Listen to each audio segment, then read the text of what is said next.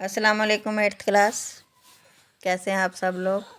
उम्मीद है कि आप लोग अपने जो है वीडियो लेक्चर जो है वो रेगुलरली आप सुन रहे होंगे और याद भी कर रहे होंगे। तो ये 30 का लेक्चर है आपका कुदरती आफात। इसमें आपके रीडिंग मुकम्मल हो चुकी है। अब हम मश्की सवालात में मुख्तसर सवालात जो आखिरी 6 हैं वो आप लोगों को ये आपकी 30 की डायरी में है। और 30 की डायरी का आपका SLO है कि नसर को फ़हम से पढ़कर मुतल्लिका सवालात के जवाबात दे सकें। इसका मतलब है कि आपने रीडिंग को अच्छी तरह से पढ़ना है और समझ के पढ़ना है। आपके तमाम सवालों के जवाब जो हैं वो आपको रीडिंग में से मिल जाएंगे। आप लोगों को इधर उधर से ढूंढने की ज़रूरत नहीं है। तो ये आप लोगों ने रीडिंग को पढ़ना है अच्छी तरह से, और मैंने आपको ये सवालों के जवाब मैं आपको बता भी देती हूँ, तो आपने अच्छी तरह से इनको याद करना है। शुक्रिया।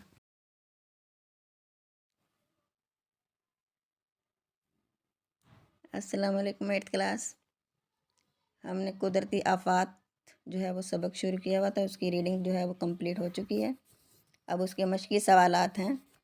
मुख्तसर सवालात में अलिफ और बे आप लोग 28 की डायरी में कर चुके हो, और आज 30 की डायरी में आपका जीम ता हे तक ये मुख्तसर सवालात हैं, जो आई थिंक टोटल 6 सवालात हैं। ये मुख्तसर सवालात हैं। मैं इनके जवाबात आपको बता देती हूँ, आपने इनको अच्छी तरह से याद करना है। क्या आजकल ताउन की बीमारी मौजूद है?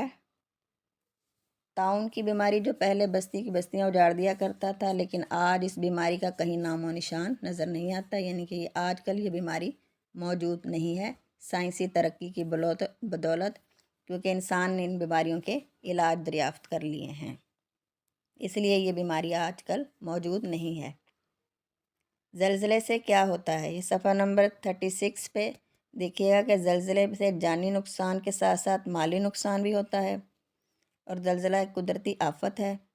कई मंजिला इमारतें जो हैं वो मलबे का ढेर बन जाती हैं एक पल में, और इस मलबे को फिर उठाना भी मुश्किल हो जाता है, और नई इमारतें तामीर करने में महीनों या बरसों में मुमकिन हो पाता है। यानी कि महीनों और बरसों लग जाते हैं कि नई इमारतें तामीर करने में। इसीलिए माली और जानी नुकसान दोनों तरह का बहुत ज़्यादा नुकसान होता है। ये सफ़ा नंबर 36 पे ये 1 2 3 3rd पैराग्राफ में देखिएगा आपका। ये आपके सवाल का जवाब है दाल। उसके बाद है ये सबसे ज़्यादा शिद्दत का ज़लज़ला कब और कहाँ आया, उसकी शिद्दत क्या थी? ये भी 36 पे है। दुनिया में सबसे ज़्यादा शदीद ज़लज़ला 1960 में चिली में आया था। रिक्टर स्केल पर इसकी शिद्दत 9.6 थी, यानी कि 9.6 थी इसकी शिद्दत, और ये चिली में आया था। और 1960 में कब, कहाँ, और फिर इसकी शिद्दत क्या थी? 9.6। ये 36 पेज नंबर पे है इसका जवाब। उसके बाद है आपका सवाल, कोयटा के ज़लज़ले में कितने अफराद हलाक और ज़ख्मी हुए? कोयटा के शहर बरसगीर में तारीख़ का बदतरीन ज़लज़ला आया 31 मई 1935 में। ये भी 36 पे है, और सेकंड लास्ट पैराग्राफ में देखिएगा कि 31 मई 1935 में इस ज़लज़ले ने वो तबाही मचाई कि अल-अमान वल हफीज़ 7.7 शिद्दत थी, और 60,000 के करीब अफराद मौत के मुंह में चले गए, और तकरीबन 60% यानी कि 60% से ज़्यादा जो लोग थे वो ज़ख्मी हुए थे इमारत गिरने की वजह से। उसके बाद है आपका 8 अक्टूबर 2005 के दिन मुज़फ़्फ़राबाद में क्या हुआ था?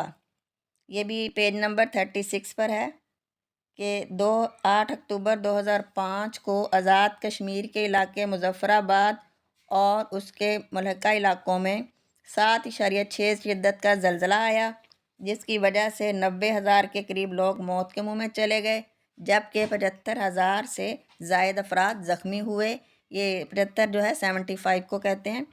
तो इस तरह से ये 8 अक्टूबर 2005 का ज़लज़ला जो है वो इस शिद्दत में आया था। उसके बाद आखिरी सवाल है आपका, सैलाब किस तरह नुकसान पहुंचाता है? ये भी है आपका पेज नंबर 37 पे। 37 पे उसको अपने अल्फाज में आपने मोल्ड करना है। मैं आपको रीडिंग करके बता देती हूँ कि सैलाब की वजह से हज़ारों इंसान और जानवर मौत के मुंह में चले जाते हैं, मकानात ढह जाते हैं, गाड़ियाँ सैलाब के पानी में बह जाती हैं और फसलें तबाह व बर्बाद हो जाती हैं, और गरीब किसानों की फसलें और बागात भी तबाह व बर्बाद हो जाते हैं, उनके मकान गिर जाते हैं, सड़कें टूट जाती हैं और पुल सैलाबी रेलों में बह जाते हैं। तो इस तरह से कुछ हज़ारों लोग जो हैं वो अपनी जान की बाजी हार जाते हैं, और उन तक जो है पानी के ये सैलाब के रेले पुल टूटने की वजह से उन तक मदद पहुंचना भी मुश्किल हो जाता है। ये है आपका से कि सैलाब से किस तरह का नुकसान होता है या किस तरह नुकसान पहुंचाता है। ये आपके 6 के 6 सवाल हैं मुख्तसर, जिन्हें आपने याद करना है अच्छी तरह से। और आपका होमवर्क में सवाल है सैलाब किस तरह नुकसान पहुंचाता है। आखिरी सवाल ये आपका होमवर्क में भी है, आपने लिखना है और याद करना अच्छी तरह से।